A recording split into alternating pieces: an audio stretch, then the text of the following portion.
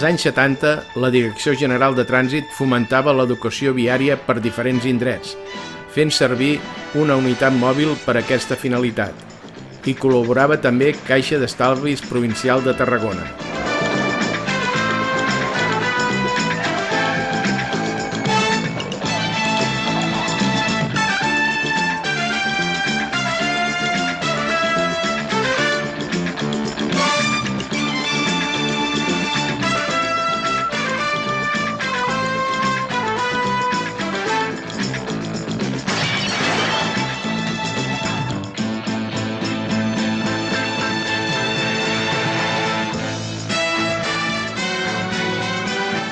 El 1970, durant aproximadament 2 setmanes, es va establir Sarral. En aquell període, els nens i nenes hi podien assistir. De fet, en hores lectives també s'impartien classes.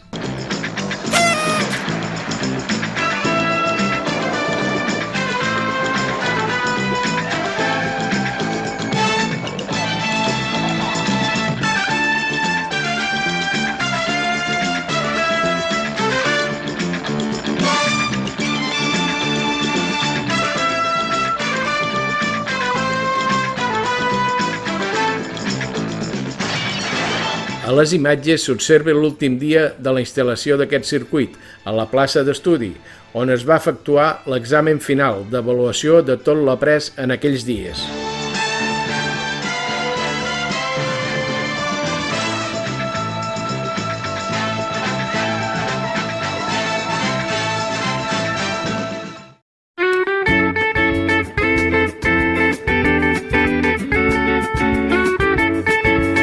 Durant els primers aplecs de l'actual ermita dels Sants Metges es realitzaven diferents actes, entre ells la tirada a l'ampolla de xampany. Un dels actes destacats també era el concurs de paelles, que comptava amb diferents colles, que s'esforçaven per dur a terme el millor arròs possible, amb una acurada presentació.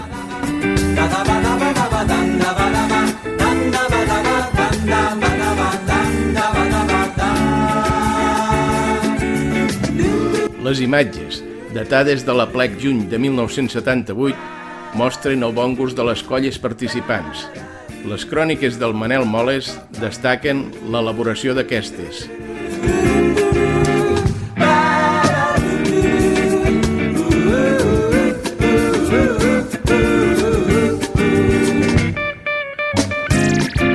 Mossèn Anton també va assistir a l'aplec i va gaudir de la diada.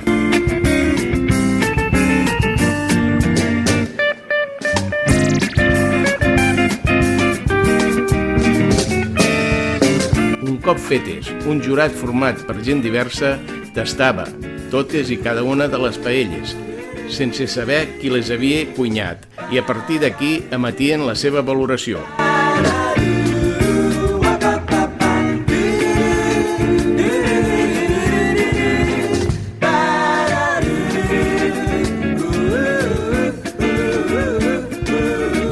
Després del dinar, nombrosos infants s'agrupaven a la plaça de l'ermita, acompanyats dels seus familiars, fent temps mentre esperaven l'inici d'un espectacle de titelles.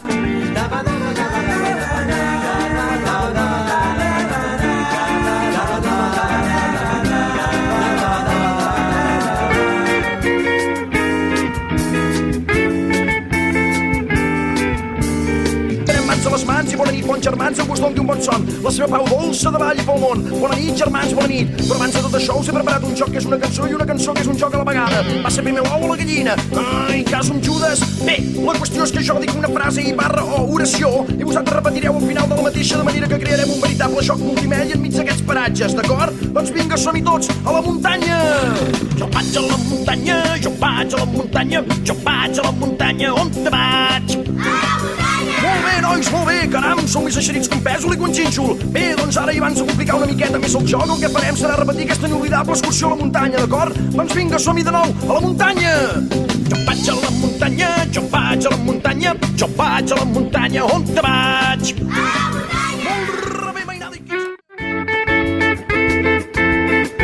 Després de les titelles, el grup d'animació pintava la cara dels més petits. Ja a les acaballes mossèn Ernest va cridar per megafonia els representants de les colles guanyadores per fer entrega dels trofeus als guanyadors, així com medalles als altres participants.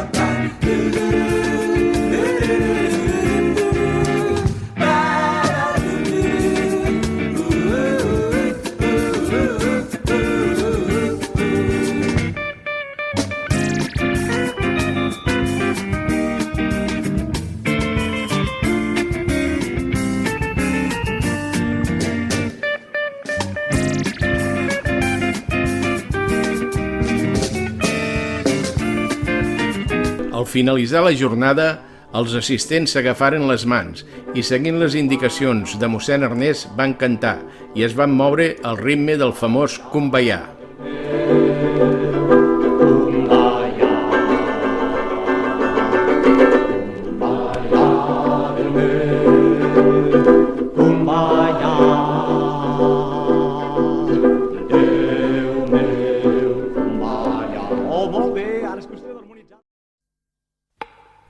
El 23 de juny de l'any 1972 s'inicia a la Conca i a la Baixa Segarra la recollida de la Flama del Canigó i la posterior celebració de la Revetlla de Sant Joan. Cada any s'ubicava en un indret diferent, que s'encarregava de repartir el foc del Canigó a les poblacions veïnes.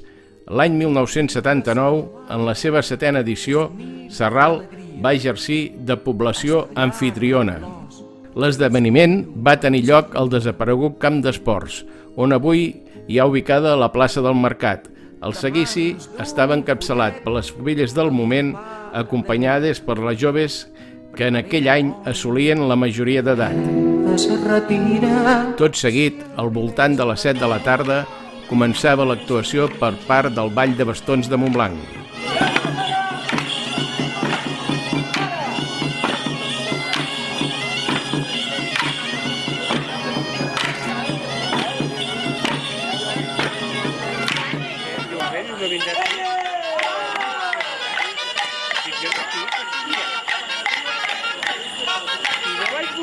I llavors va buscar gent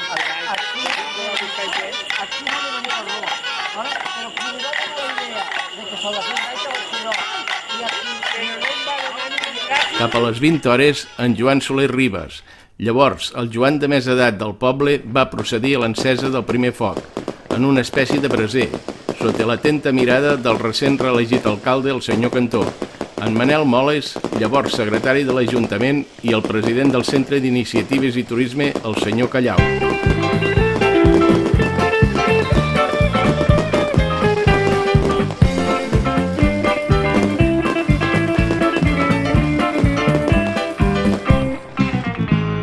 Els índios tenen coca allà al Perú, els yanquis Coca-Cola refrescant, els catalans la coca de llardons i l'estupenda coca de Sant Joan. No us penseu pas que això és una bicoca, volent de verbena i ser una coca, el personal se'n vol endur a la boca, del més espavilat o més de noca, deu ser la confitura que els provoca, només sortir al carrer tothom s'hi aboca, m'han dit que aquest destí és el que em pertoca, i a mi de gràcia no me'n fa ni gota. Soc una coca i sé el que em toca, no soc cap soca, soc una coca amb molts pinyons. S'haurà de fer passar per una oca, Si no se'n menjaran aquestes loques, o disfressar-se de foca. sols pensar un papatxoca. En Joan Soler va continuar amb la tradició encenent, ara sí, la típica foguera de Sant Joan, nodrida de les aportacions de tothom, tal com s'observa.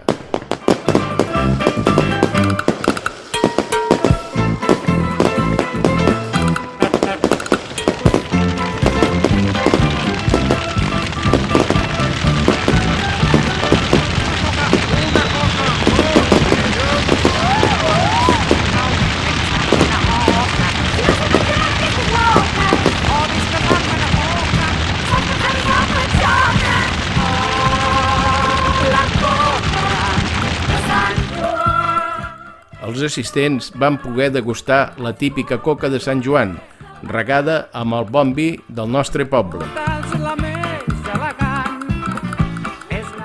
Val a dir que el tret de sortida de tota aquesta celebració va ser el discurs que va pronunciar el doctor i poeta Adolf Andreu i Pedreny. Ja som aquí, ja hem arribat. L'any 1979, els nens i nenes d'aquell temps tenien moltes ganes de gaudir dels caps grossos del nostre poble. Tant és així que els infants van crear els seus propis caps grossos, aprofitant capses de cartró. Ja hem arribat, ja som aquí, ja hem arribat. La Coropanda hem arribat i us farem cantar i ballar. Aprofitant la xaranga aturada al carrer Sant Francesc, els nens van exhibir les seves creacions i van ballar al ritme de la música. Ja som aquí, ja hem arribat. La Coropanda hem arribat. Ep, guaiteu bé, potser hi sou vosaltres per aquí. I us farem cantar i ballar. I us farem cantar i ballar.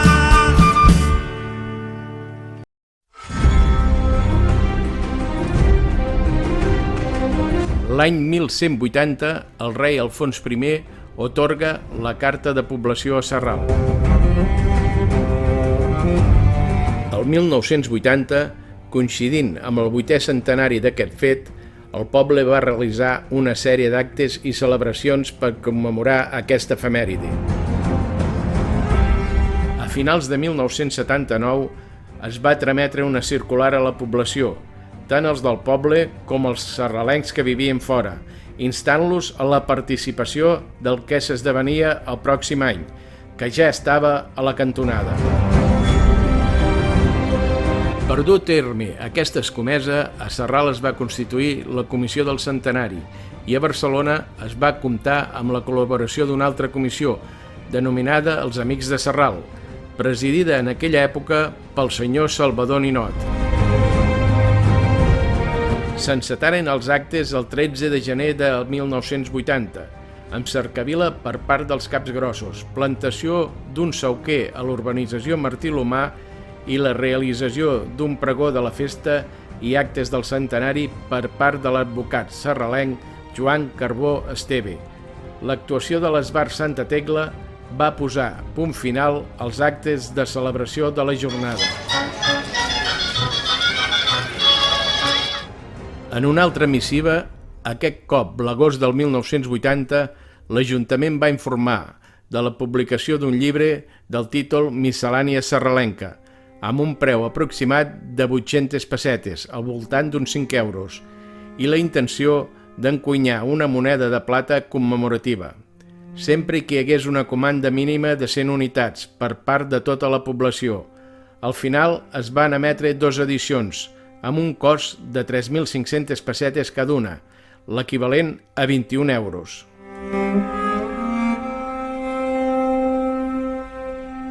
El divendres 12 de setembre de 1980 s'esdevé el dia clau per la celebració, ja que just aquell dia, però 800 anys enrere, Sarral rebia la Carta de Població. La celebració de la Diada comença amb una missa solemne. A la finalització de l'ofici, la colla jove dels Xiquets de Valls van alçar 2 torres banda i banda de la porta de l'església. Feia molts anys que no hi havia castells a Sarral.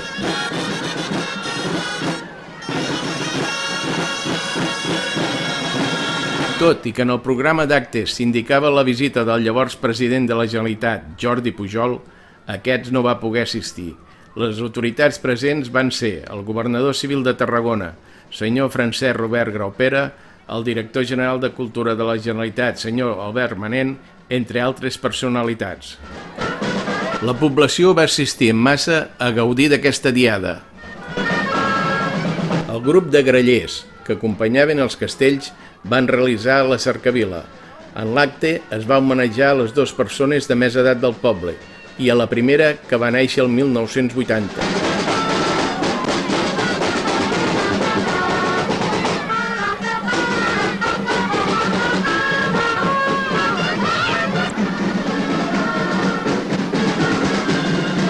El senyor Manent descobrint una de les plaques amb els versos de mossèn Ramon Muntanyola, dedicats a Sarral.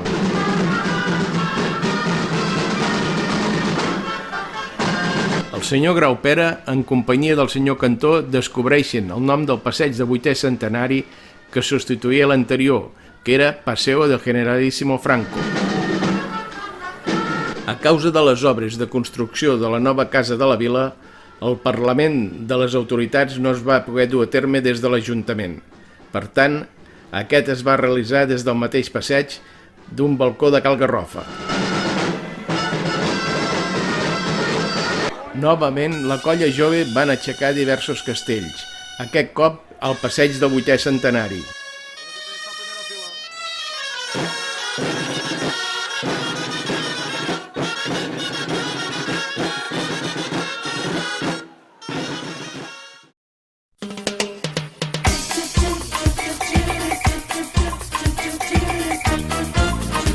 El 1980 el Carnaval va tornar a envair els carrers de Sarral i ho va fer amb molta força. Aquestes imatges fan referència al Carnaval infantil del dissabte 7 de març de 1981.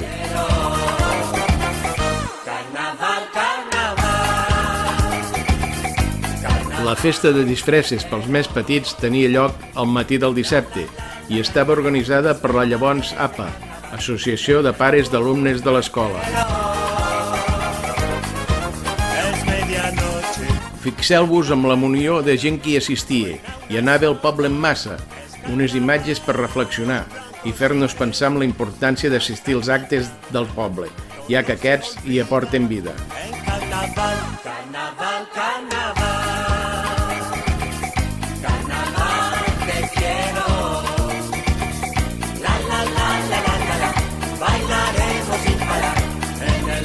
Els participants sortien del passeig de 8è centenari en direcció a la llavors sala de la cooperativa, actual sala recreativa.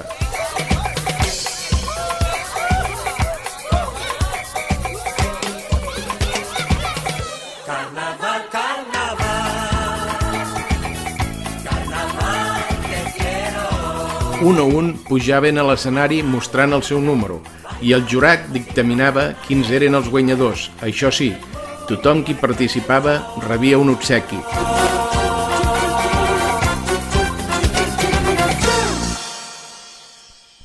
La nit era un altre món.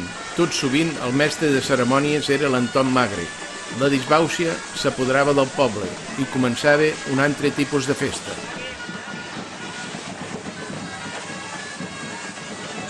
Primer parlament al passeig, tot llegint el testament de Sa Majestat Carnestoltes. És per tothom que el mes de maig hi ha eleccions i en alguns... Tot seguit es procedia a la cremació del mateix, acompanyat per les vídues del rei, que ploraven desconsoladament.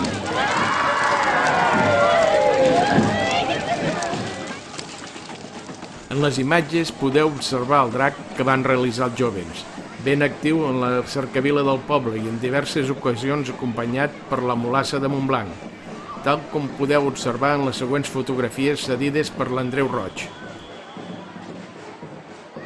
Val a dir que el capellà d'aquella època, mossèn Ernest, va fer diferents escrits en el full parroquial manifestant el seu malestar i desacord per la celebració d'aquesta festa. L'any 1981 es preguntava per què s'havia de celebrar una setmana posterior a la d'altres indrets, titulant l'article "Amunt, Sarral és diferent", i ja ho crec que sí. Tot seguit veureu una mostra d'algunes de les originals disfresses d'aquells anys.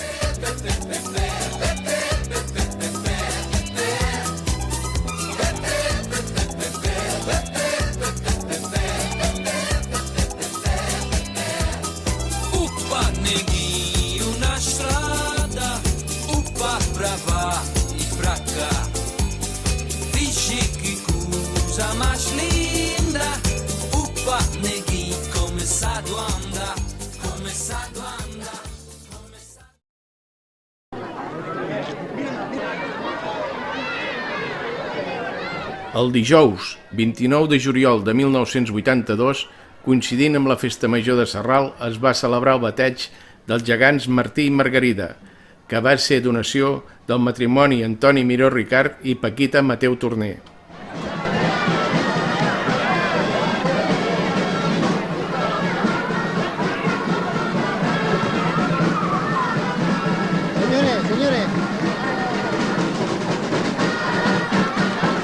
Fou tan destacat aquest acte que fins i tot el circuit de televisió espanyol a Catalunya se'n va fer ressò. A continuació, la locució de l'acte per part de la periodista, amb les imatges de Moisès Magre de molta més qualitat. La primera de les notícies ens apropa a la vila de Sarral, a la Conca de Barberà, que ha incorporat a les seves festes el bateig d'una parella de gegants. Aquesta és una prova més de la revifalla d'un temps ençà de les manifestacions populars d'aquestes contrades. Els gegants, que han estat donats a la població per la família Miró Mateu, són dos figures de més de 3 metres representatives de l'home i de la dona catalanes amb els seus vestits típics. S'anomenen Martí i Margarida, en record del darrer rei de la dinastia catalana, Martí l'Humà, i de la seva esposa Margarida de Prades, els quals, segons les antigues cròniques, feren una llarga estada a Sarral. Aquests gegants foren rebuts a la plaça de l'Estudi enmig de l'entusiasme dels més petits, traslladant-se tot seguit amb grallers i capgrossos a la plaça de l'Església, on hi tingué lloc el bateig, d'acord amb els usatges tradicionals.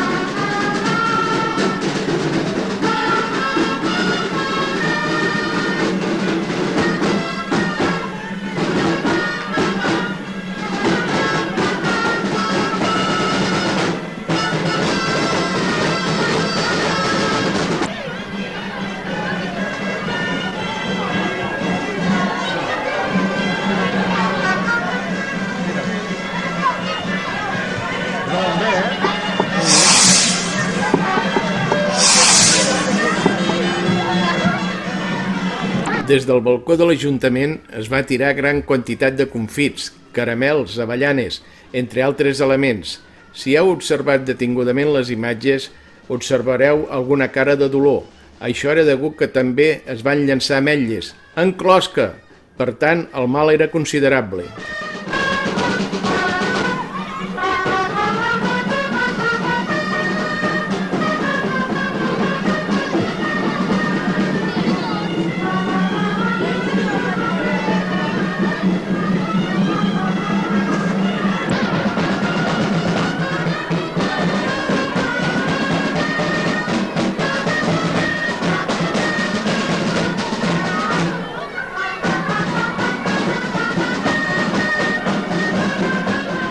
En el programa del bateig dels gegants es va incloure els següents versos, obra del veí de Sarral, Joan Vilà.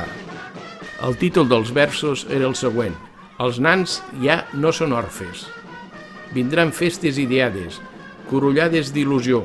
Pels menuts tendes rialles, puig els nans ja tenen pares. Pels més grans la germanor. I amb el somriure a la galta cercarem la nostra vila, en cantis d'agraïment, i quan ja parli la gent d'aquest gegantí regal, puguem dir que ja mai ningú no oblida qui en el llarg de la vida ha estimat sempre Sarral, Joan Vilà. En aquestes imatges s'observa vestits amb la roba típica catalana, els padrins del bateig amb Moisès Mariano i Maria Elvira de los Mossos, que un any més tard van tornar a exercir pel casament dels gegants.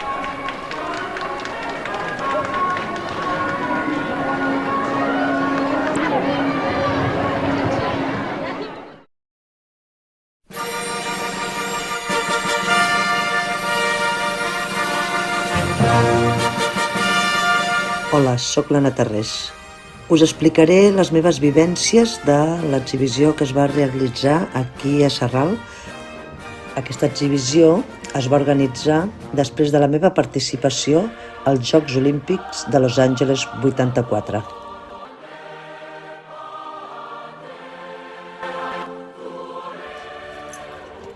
La natació sincronitzada, ara anomenada natació artística, va ser olímpica per primera vegada en els Jocs Olímpics de Los Angeles 84.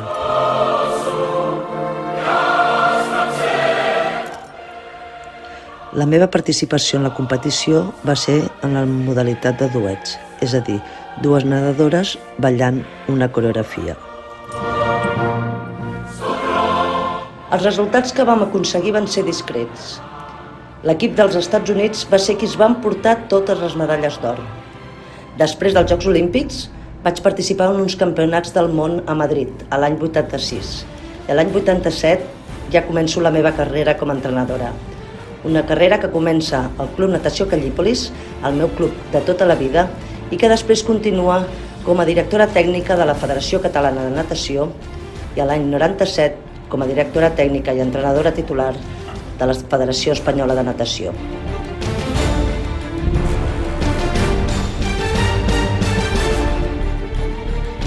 És a partir de l'any 2000 quan comencem a guanyar les primeres medalles europees, el 2003 les primeres medalles mundials i el 2008 les primeres medalles olímpiques.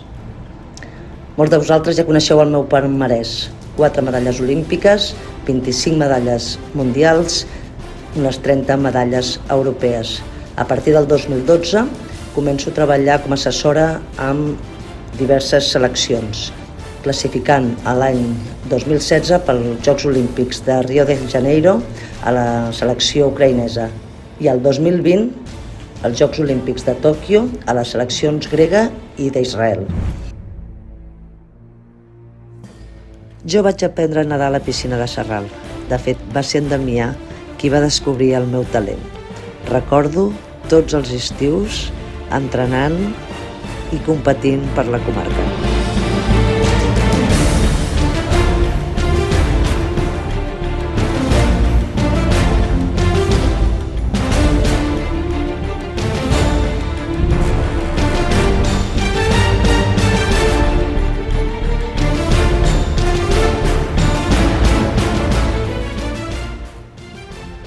No recordo gaire bé com va sorgir la idea d'aquesta exhibició, però segurament va ser en Damià qui ho va organitzar tot.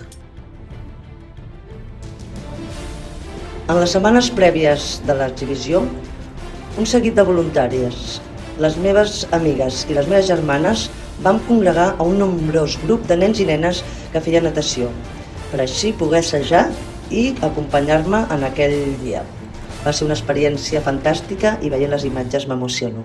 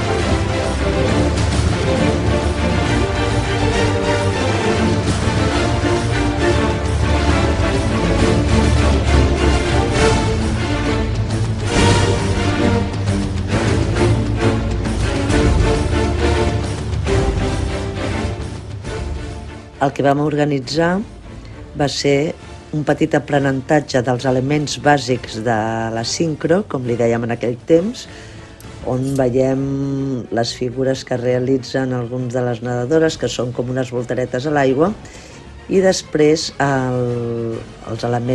l'element més bàsic, que són els de flotació, totes aquestes estrelles, tipus Esther Williams, que tots recordem de la pel·lícula d'Esther Williams.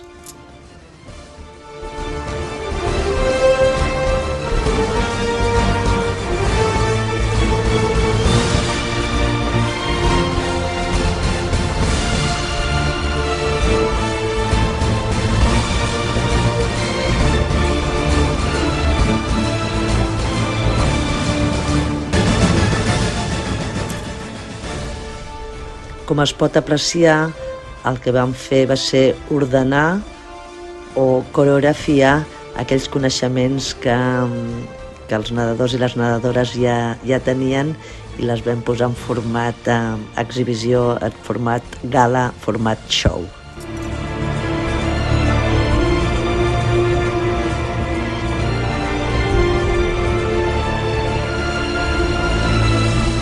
Tenir accés a aquestes imatges ha estat tot un regal per mi.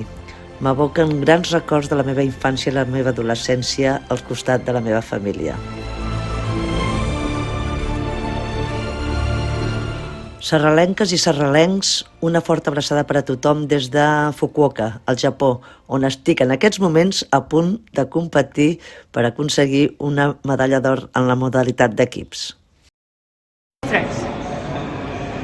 Bona tarda des de Fukuoka, serralencs i serralenques, a punt de preparar la final d'equip lliure amb la delegació de la Xina. La primera competició per preparar la gran fita olímpica de París 2024. 40 anys després, de Los Angeles 1984 a París 2024. 40 anys d'història de la cicla, 40 anys d'història de l'Anna. Bona nit.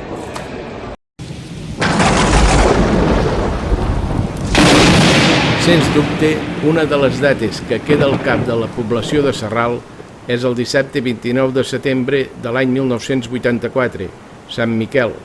Quan eren aproximadament les 2 de la matinada, es va originar una tempesta de pluja, llamps i trons on es van registrar més de 140 litres per metre quadrat en poc temps. Aquest fort aiguat va suposar que l'aigua del riu passés per damunt del pont de l'ermita, tot arrossegant canyes, arbres i tota mena d'elements que interferien en el pas del riu. Anteriorment, el marge del riu s'utilitzava com a abocador del poble i era habitual l'abocament d'andròmines i electrodomèstics, com neveres i altres.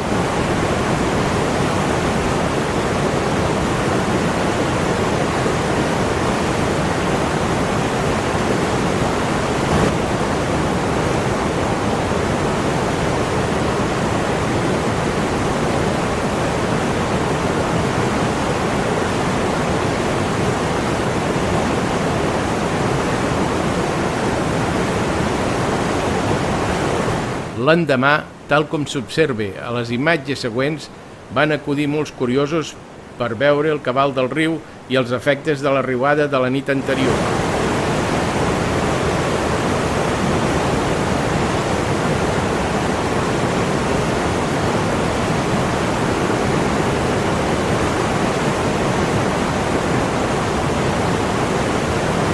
Una de les conseqüències va ser que el poble va estar sense subministrament elèctric durant 44 hores.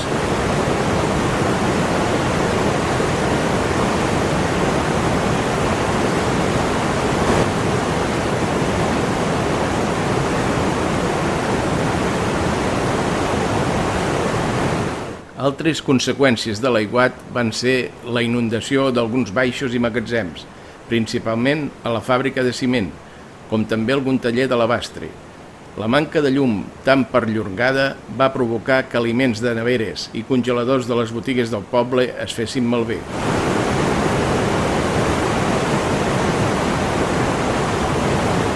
Així doncs, la matinada del dissabte 29 a diumenge 30 d'aquell setembre es recordarà com la de l'aiguat de Sant Miquel. Segurament mai tanta gent es va encomanar a Santa Bàrbara com aquella nit.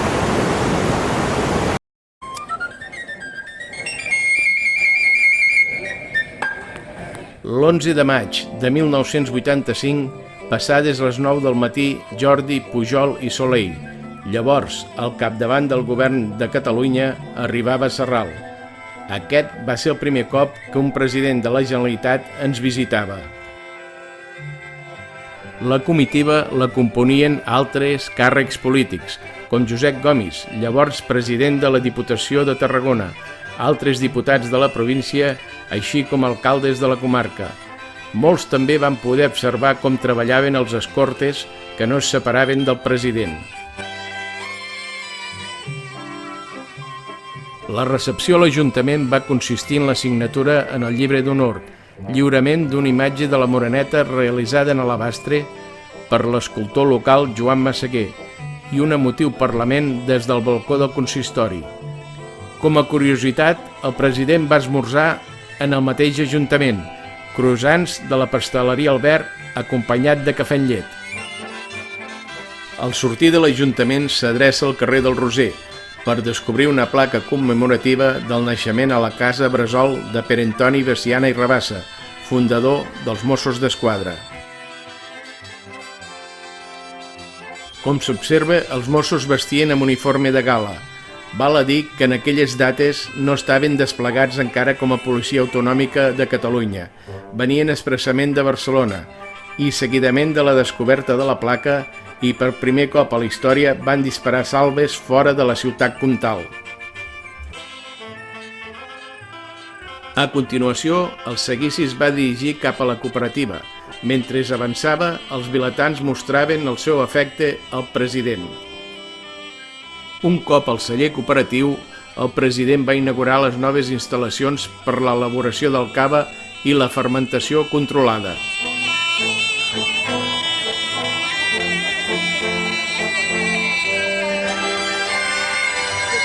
Aprofitant l'avinentesa, en Pujol va inaugurar la llar d'avis, casa de cultura i biblioteca municipal.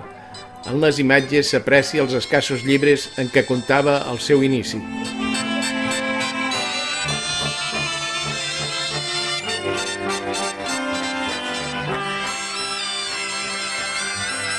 Com a cloenda de la visita a la llavors sala de la cooperativa, actual sala recreativa, que estava plena de gom a gom, es va realitzar un acte d'homenatge a la gent gran del poble. Acte obert per l'alcalde senyor Cantó i tancat pel president Pujol, que va indicar la seva satisfacció per la visita efectuada.